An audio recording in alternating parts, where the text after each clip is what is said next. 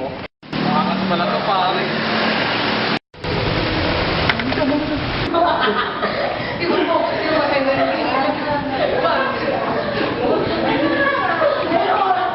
Uy, mag-start na. Mamaliit pa tayo.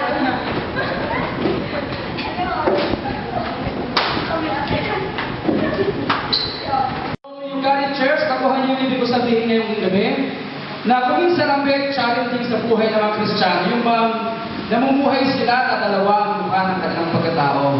Iba yung mukha pag nasa worship, iba yung mukha pag nasa gawain ng church, iba rin naman pagka wala sa church.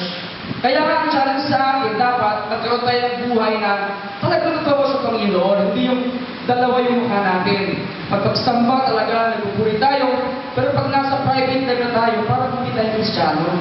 Sana maunawaan natin yung ibig sabihin ng word na Kristiyano. Ibig sabihin nun, whether nasa church tayo o wala, iisa lang yung buhay natin. Isa lang yung demonstration ng faith natin. Hindi yung dalawa yung mukha natin. Amen? Amen. So dapat talaga, whether may nakakita sa atin o wala, totoo yung ating pagka-Kristiyano. At hindi tayo namumuhay sa dalawang mundo. Amen?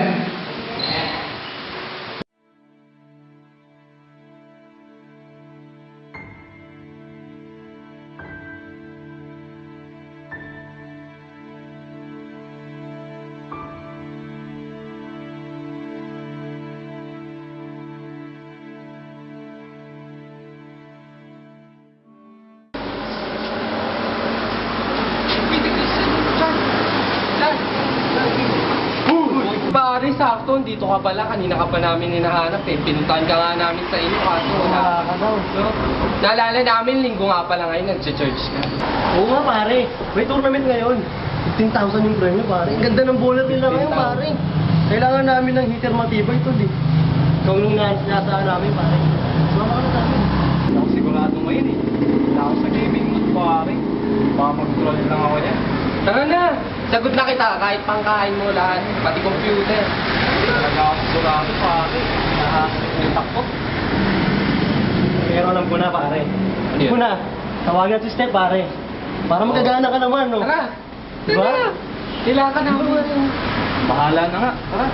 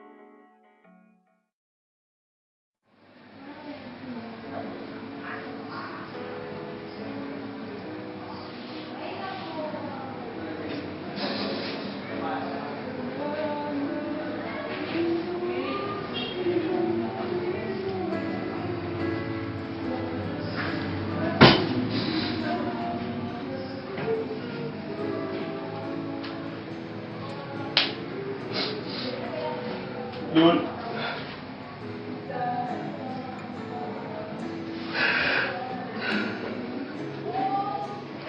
Nagsasisi na ako, Lord.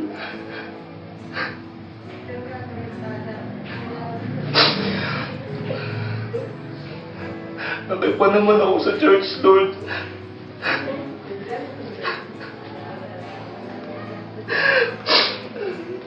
Naging pabaya ako, Lord. Bakit ganito, Lord?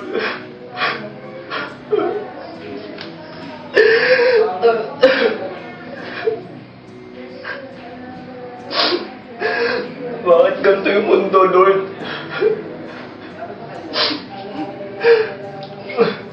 Bakit hindi ko na-apply yung mga natutunan ko dito, Lord?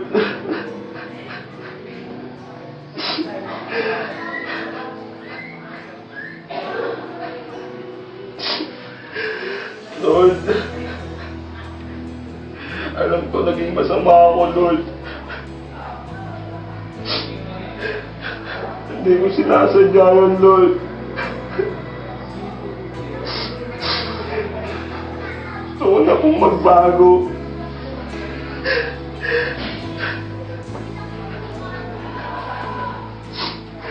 Patawad po sa lahat ng nagawa ko.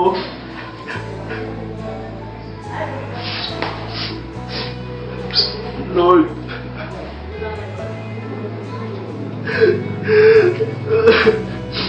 Lord.